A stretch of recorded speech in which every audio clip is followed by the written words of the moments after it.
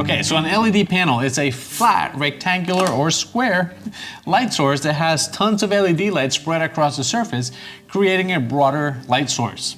This is going to create a wide beam of light that's going to reduce the intensity of the shadows. Now, some of these are bicolored, which means you can adjust the color temperature of that light for warm or cooler tones, and some are RGB, which gives you all of the colors. What's up, guys? Welcome back to the channel. My name is Charles Wollertz. This is Wollertz Photography, and today we're going to talk about why LED panels are the best lights out there.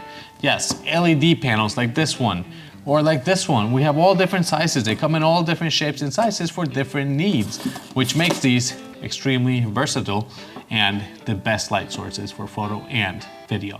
Okay, so one of my favorite things about LED panels is that what you see is what you get. When you set the light, you turn it on, that's it. There's no surprises. Now this one, you can see that it's just a big panel. There's no barn doors. Other ones, like this one, have the doors so you can control where the light's gonna go, the light fall. You don't have as much control as you do with a cob light, but having the barn doors will remove light from where you don't want it. Let's say you don't want to light at the background, well, you can close that there. Now you don't have it there, you only have it on your product. The other benefit of these lights is that because it's a much larger surface, you don't need a modifier. Depending on what you're shooting, you're not gonna need a modifier because this is lighted bright enough and big enough that it's gonna fill in that subject. Right now, this one's at 25%. Let's go down to 11%. So because it's a large source, I don't need a softbox because it behaves like a softbox. They're super easy to set up. I mean, literally just, there you go. You're ready to go and take pictures. It's got a knob in the back so you can adjust the intensity, and it's got another knob so you can adjust the temperature of that light. See, now it's a warm light. Let's put it on me so you can notice it. Now it's a warm light. Now it's a cool light. So anyway, you can adjust things with just a knob. There's nothing crazy about these things. They're super easy. They're perfect for flat lays, for food photography, for product photography, stock photography. When you're doing still life, these things are fantastic. They simplify photography a lot. They're also really good for tight spaces because, I mean, look at the profile. That's with the battery. If I don't use the battery, it doesn't take any space. You can hang it on the wall, you can put it in a light stand, and that's it. There's no modifiers that come out that far. Great for small studios, for small locations. They're perfect in tight spots. Because of their design, they're usually low heat, so there's no fans, there's no fan noise, there's nothing else that has to cool them. The larger they are, the more heat they generate, they're gonna have fans, but most of these don't use fans.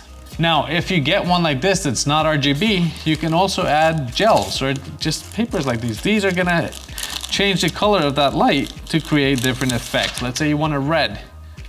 Okay, that's not for that one, that's for this one. But you just put that there, and now you have a red light. See? Now I have a red light, easy. If you don't have an RGB, adding a gel is all it takes. You shut it off. They're also great for consistent ambient light. You set it in the background, you light things up, they're consistent, they're constant, and because it's a wider source, it looks very natural. Now, I'm gonna let you in a little bit of a secret about lighting. The larger the light source, the softer the light's gonna be. So right now I have a modifier up here with the cob light, and it's large, which is why everything looks light, no shadows, no whatever. It's a very large light, a large modifier, which is acting like the light source. So let me turn that one off. Now you can see that I have this panel here, and because it's close to me, it's creating a very similar effect. So you could use multiple panels like this. You could use a light like this to light this side of my face. Right now it's a little bit warm. Let me adjust that.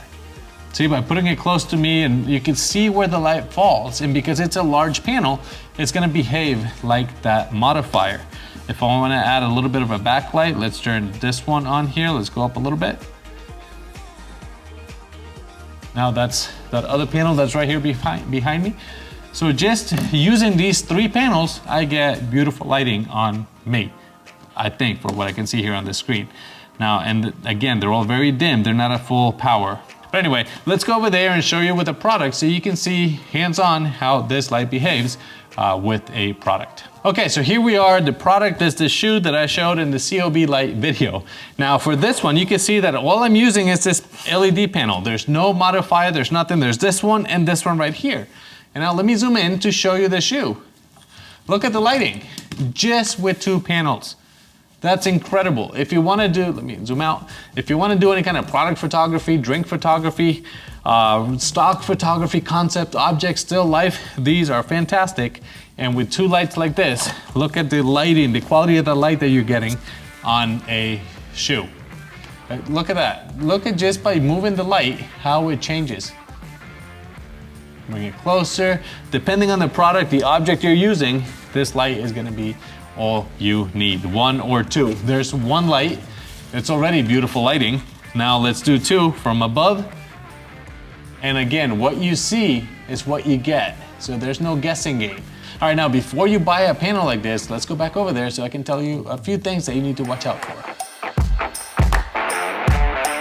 By the way, if you want to learn a little bit more about the lights that I'm using, I'm going to be putting a link down in the video description. This is not sponsored, which is why I'm not mentioning names or anything, but there will be a link down there because it's the lights I like to use. Now, LED lights are awesome. Like I said, they come in all different shapes and sizes. Something like this little one here is magnetic for small products, just to fill in light, macro photography, and because it has RGB, I can change all of the colors. I can adjust the brightness. Let me do it a little bit dimmer, so you can see all of the colors go through. I can control it with my phone, which is awesome.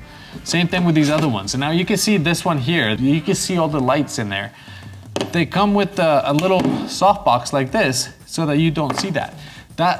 You can see that in reflections in somebody's eye. When you're lighting it up, you're gonna see all those little LED lights. So by blocking it with this, now it just looks like one large light source. Same thing happens with this one back here. You can see all the bulbs there. So when you take a photo, if you don't want that effect, then you can just cover it with a panel or a diffusing box that you can also add. So they're extremely versatile. These lights are awesome because they're just out of the box, they're ready to go. There's no prep. But these here work with both. You can plug them in or use a battery pack. Same thing with this one here. Battery or plug-in. Now this one here, it's brighter, it's larger, does not take batteries. So those are some things that you want to watch out for when you're buying lights. Again, this one is RGB, which has all the colors. These are bicolor, which means it's only warm or cool light. The other thing you want to keep in mind is that yes, there are modifiers available for these sorts of lights. Like I said, this gel is designed for this light right here. And literally it has I don't know where I put it, but it has a little folder thing, a little mounter. You stick it on there and now it's good to go. And it has multiple colors that come in the box. So there are modifiers if you do need some colors or some effects. They also have specific soft boxes for something like this or for something like this. The barn doors are fantastic because you can control the direction of that light. If you don't want any light going on your background, you just shut that, or the ceiling. Wherever you don't want it, you could close the barn door. So that's fantastic on some of these. These, as you can see here, don't have that. But honestly, that's not that big of a deal. These lights are fantastic for multiple situations. Power output on these things is also something you want to keep in mind, depending on what you want to light or what kind of photography you want to do. But I mean, seriously, that's at 100%. And I'm probably overexposed. I'm only using one battery. This is a plug-in light. Let me plug this one here so you can see the difference. Wow, that's bright. Okay, so that's two of them at 100%. And you can see how, for interviews, it looks like I'm in a movie studio. I could say one over there, one in each corner, three of them, and that's perfect lighting for interviews, for YouTube videos, for so many different situations. And they're small. Look at, they don't take any space. So much easier than a softbox. All right, let me dim it because that's a little bit too bright. That's a little bit better. And I'm gonna turn this one down as well. So if you're looking for a light, again, make sure that the power output in that light is gonna be enough for your needs. This size is gonna make a big difference. Look, something like this that's a lot smaller, it's not gonna give you the same soft light that something like this will, because softness is based on the size of that light. That's why the bigger the modifier, the bigger the diffuser, the softer the light's gonna be. You can see this one here on me, it's a little bit harsh, and that's just because it's a small light. Something like this is much softer because of the size of that light. And again, the closer that is to your subject, the bigger that source is gonna get, the softer the light is going to be. The other thing to watch out for is, do you need RGB, or are you okay with just warm and cooler temperatures, the bicolors? Some of these don't have that, so make sure if you get a light that it has the option to control that color temperature. And another thing to watch out for is the flicker rate on LEDs. Some of the cheaper ones, you can see it on the video, they just flicker. When you took a picture, you can see the light, and you don't want to get that. You want flicker-free lights for better photos and videos. There you have it. I just gave you all the reasons why these LED light panels are the best lights out there for photo and video. But if that's the case, why am I using a COB light to film this video with? If you want to learn a little bit more about why COB lights might be the best light for photo and video, watch this video right here. And if you want to learn why strobe lights are the best, then watch that video over there. Thank you very much for watching. Don't forget to like and subscribe, and I'll see you guys in the next video. Bye.